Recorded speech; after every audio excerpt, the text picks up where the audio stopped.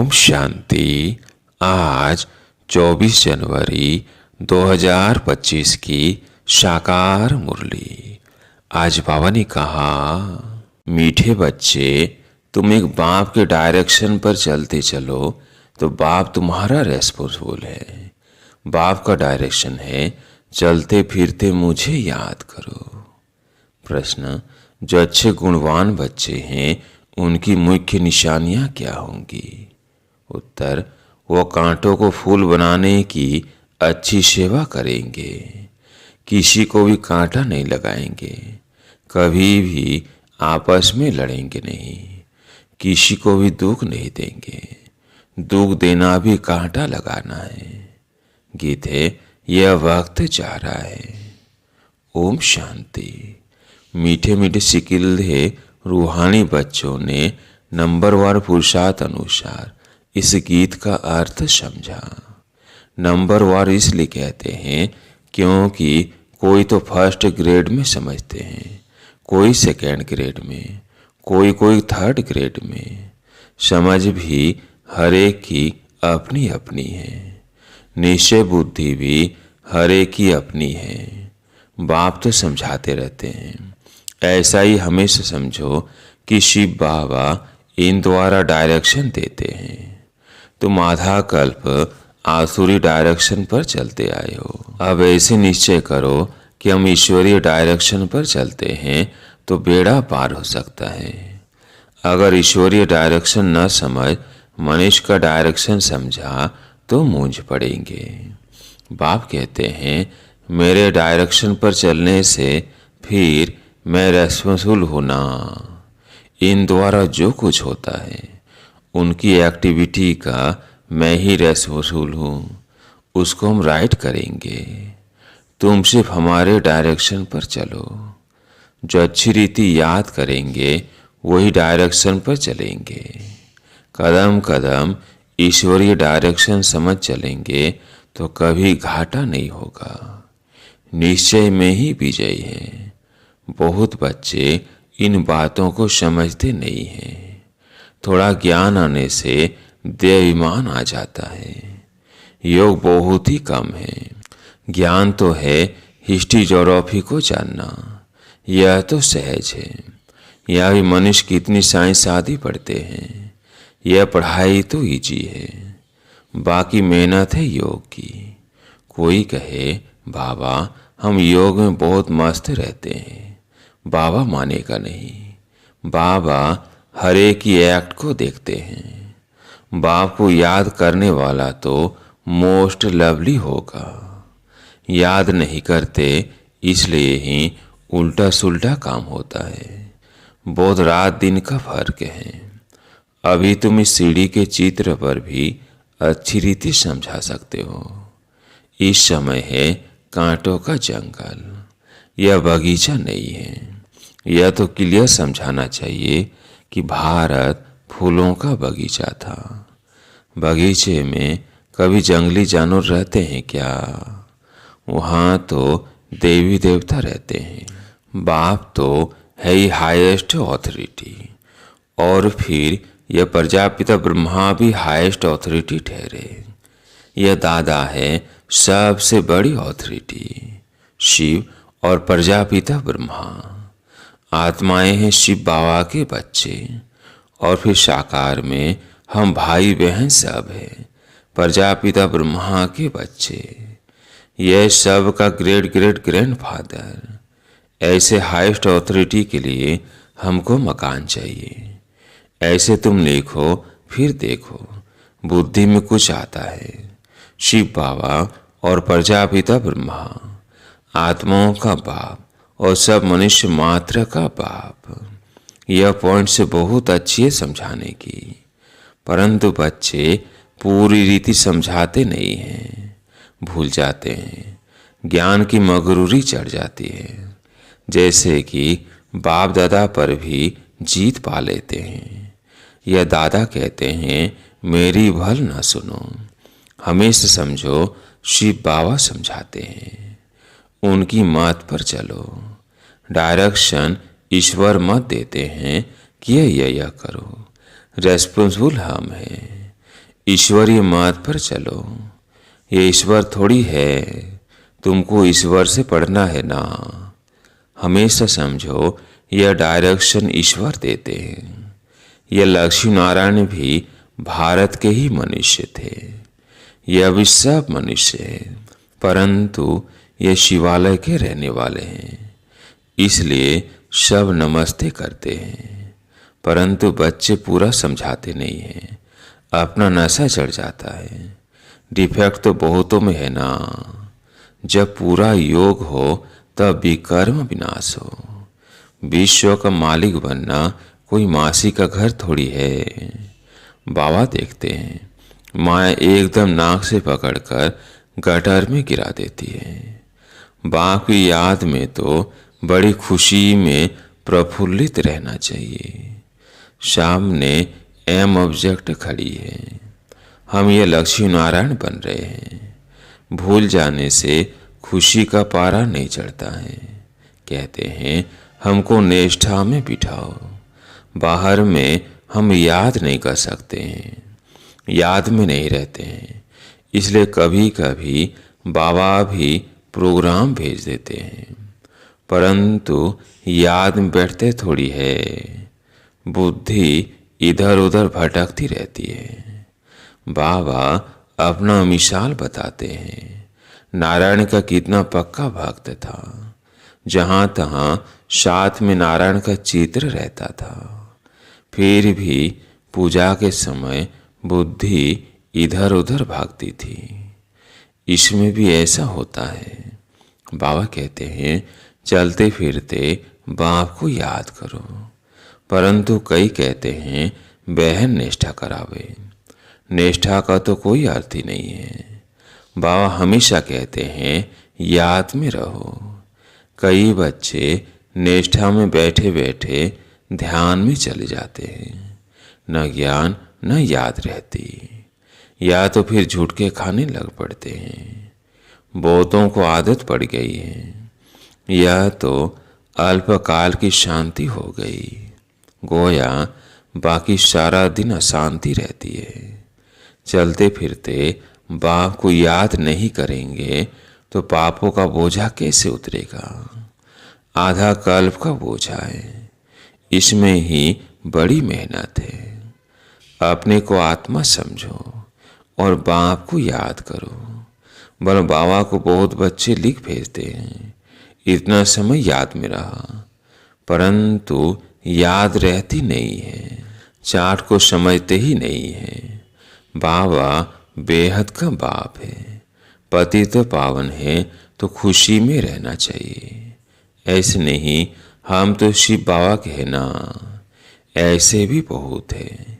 समझते हैं हम तो बाबा के हैं, लेकिन याद बिल्कुल करते नहीं। अगर याद करते होते तो फिर पहले नंबर में जाना चाहिए।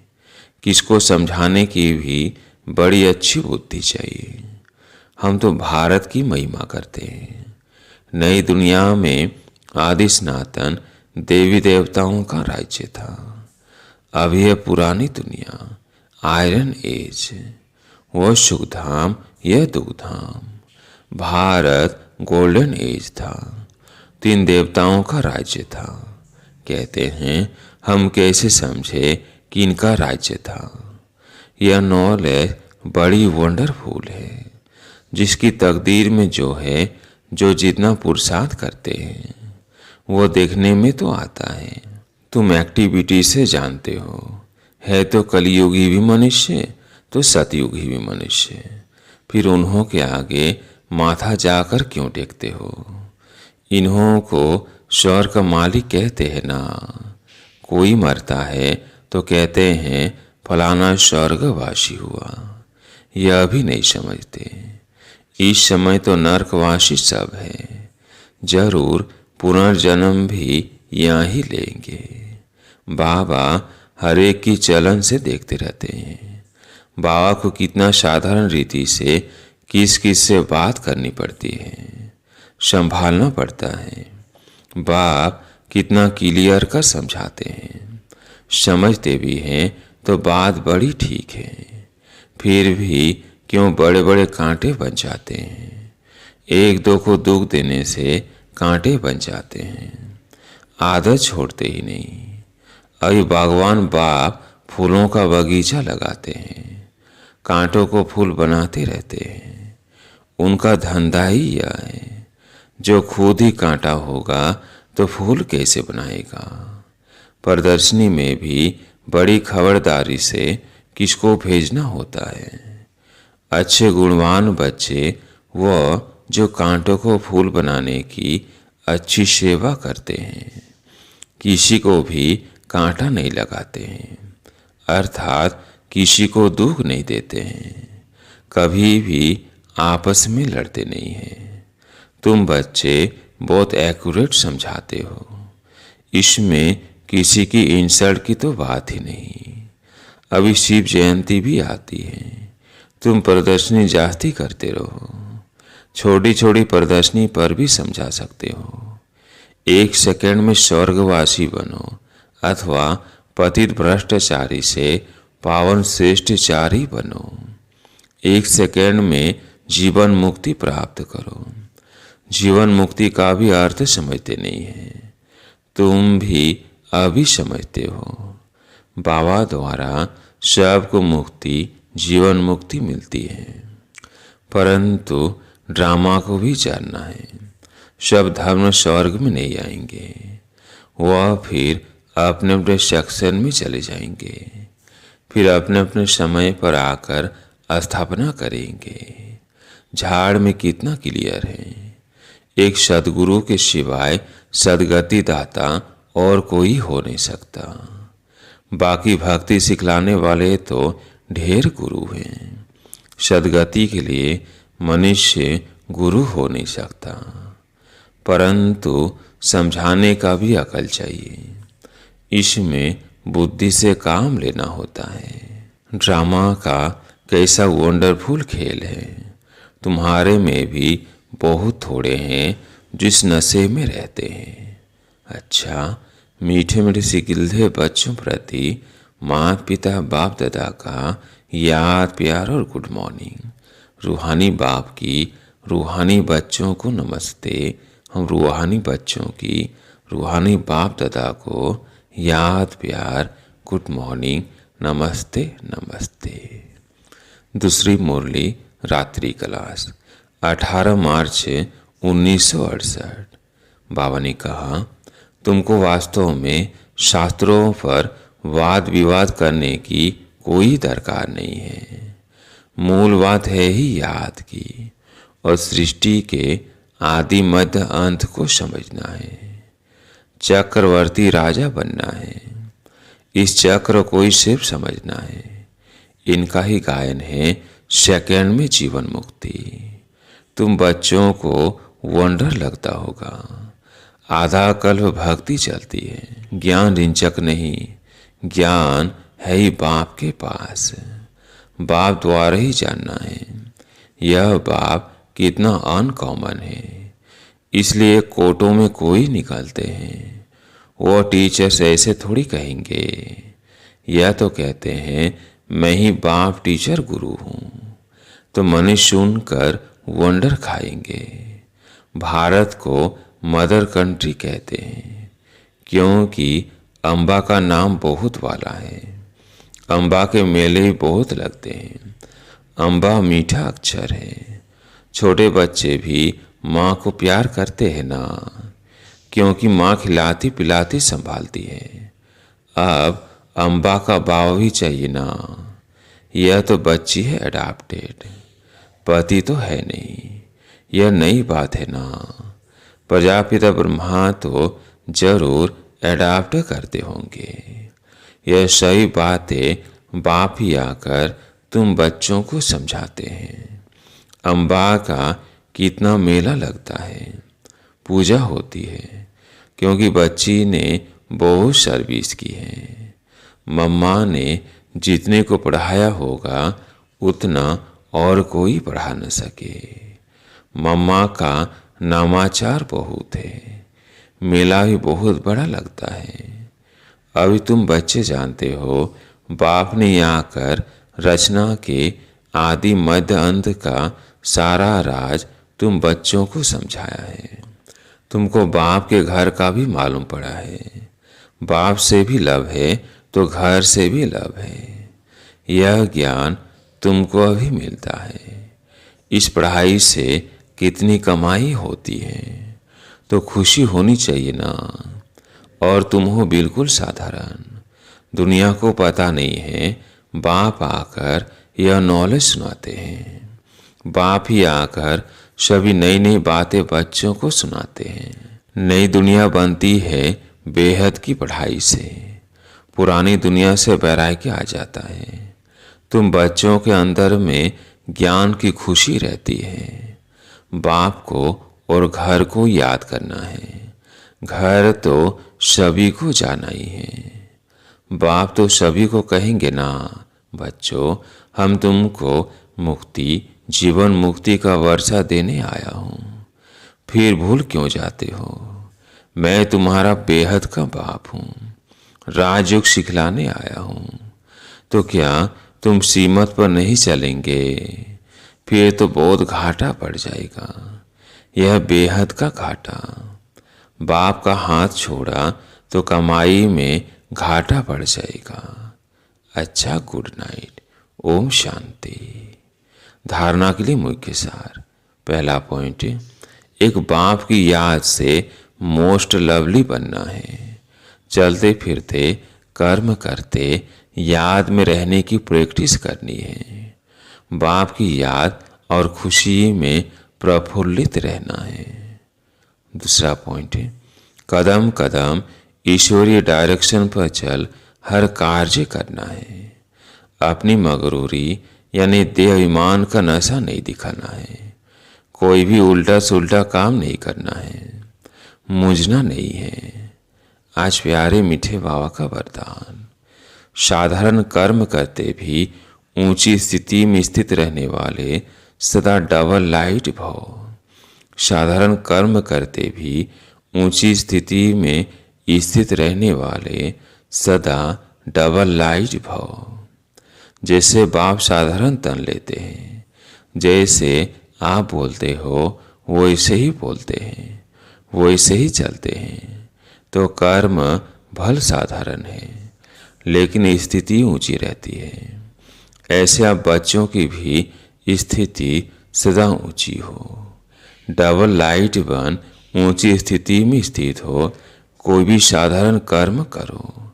सदैव ये स्मृति में रहे कि अवतरित होकर अवतार बन करके श्रेष्ठ कर्म करने के लिए आए हैं। तो साधारण कर्म अलौकिक कर्म में बदल जाएगा। स्लोगन, आत्मिक दृष्टि वृत्ति का अभ्यास करने वाले पवित्रता को स्वयं धारण कर सकते हैं। आत्मिक दृष्टि वृत्ति का अभ्यास करने वाले पवित्रता को स्वयं धारण कर सकते हैं। आज का पॉइंट है, अपनी शक्तिशाली मनसा द्वारा सकाह देने की सेवा करो। जितना स्वयं को मनसा शिवी में बिजी रखेंगे, उतना सहज मायाजीत बन जाएंगे। सिर्फ स्वयं के प्रति भावुक नहीं बनो, लेकिन औरों को भी शुभ भावना और शुभ कामना द्वारा परिवर्तित करने की सेवा करो। भावना और ज्ञान, स्नेह और योग दोनों का बैलेंस हो। कल्याणकारी तो बने हो, अब बेहद विश्व कल्याणकारी बनो। अच्छा, ओम शांति।